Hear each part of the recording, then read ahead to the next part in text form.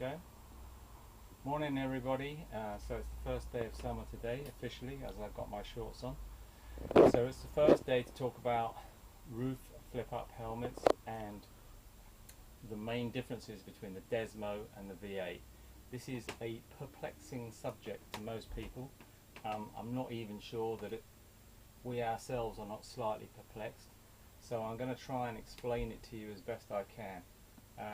Okay, so we'll start with the V8, which is the third generation roof boxer, originally designed in 1994, became the Boxer Classic, the Boxer V, now the Boxer V8. Essentially, no real differences. What are the key features of this helmet? Firstly, it's fiberglass. This is the most important feature of this helmet. Almost every other flip up in the world is polycarbonate, plastic, what washing up bowls are made of, whatever. Roof is fiberglass. That it's a far superior material to polycarbonate. This is its greatest advantage, and it's also one of its handicaps in a way, because in a flip over helmet, not just a flip up which stops halfway, as you all know I'm sure, a flip up stops there with the visor attached to the chin piece. A flip over goes all the way back.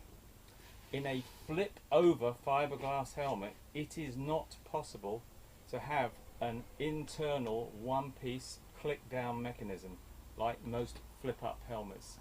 So any flip up helmet made of polycarbonate, it's very easy to have the mechanism inside the polycarbonate because it's a mold, it's a fabricated mold. It's not like a hand layered process like fiberglass, labor intensive fiberglass process.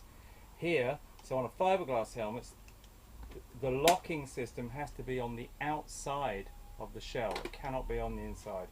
Now, a lot of people can't live with this. They think it's a big hassle to have these clips. And so anybody that copied Roof, like the Shark Evo line, they immediately tried to install a one-piece system to have the same facility as Roof, which is to go all the way back, yet to have an internal system, so it's a one-click mechanism. Shark became quite successful with that helmet, despite the fact it was very heavy, pretty ugly, and plastic. So Roof's response was really to the Shark Evo line, and they were concerned not to let Shark take sales away from them, obviously. So they've been working the last 10 years, maybe 5 really seriously, to design the Desmo, which is, again, like the Shark Evo line, a polycarbonate plastic composite helmet. It's slightly lighter than the Shark Evo line. It's definitely 10 times better looking, that is incontrovertible.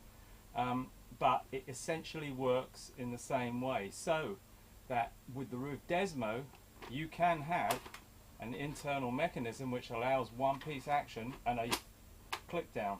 So basically this has all the convenience of a normal flip-up helmet, which stops there, and the only other helmet that does what this does is the Shark.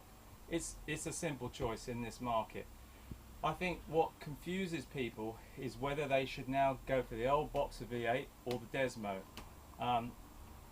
And I would say it all depends on your shade, your flavour of motorcycling.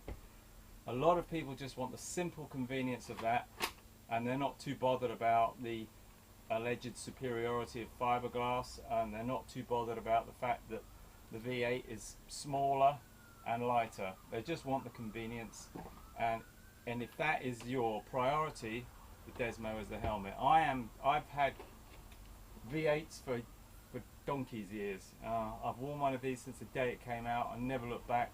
I wasn't really that bothered about whether the mechanism was convenient or not. I wasn't even that bothered about whether it misted up that much or not. I just love these helmets. They put a smile on your face every time you ride, and that's what they are. You've got to think of them as like a convertible car. They may not be quite as practical as a full-face helmet, but they are so much more fun. Anyway, so even though I've had a V8 for years, I would definitely think about a Desmo. It is, there's no denying it's heavier, but it is so much more convenient that it's kind of the next generation. What do we know about the visor system? The visor system on the Desmo is definitely slightly more complicated than the V8, and changing this is an acquired art, and I can tell you that I haven't acquired it yet. Tab, who's holding the camera, has just about acquired it, and George is probably the shop leader, but you're not going to find it easy. We do have already European dart visors, which aren't legal on the road in England, but legal in most countries in Europe, and definitely legal on the track. So they're available, but there are no iridium or chrome yet. And the one thing about the Desmo, which is slightly inconvenient for you larger chaps and chapesses, is that there's no XX available yet. I might also say, in conclusion, that sizing on the Desmo is definitely slightly smaller than the V8. The V8 tends to be a very linear fit. A 58 is pretty much a 58 spot on.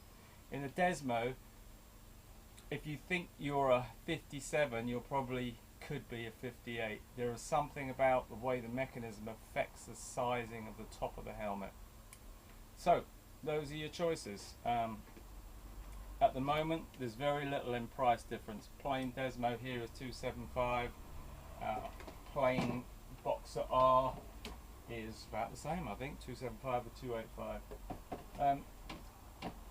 And one other thing that you should remember is that on both these helmets, we are now told you can change the thickness of the cheek pads. So a couple of people who've been nearly able to get into a 61 may be able to do so with thinner cheek pads. Watch this space, we'll update you. Thank you.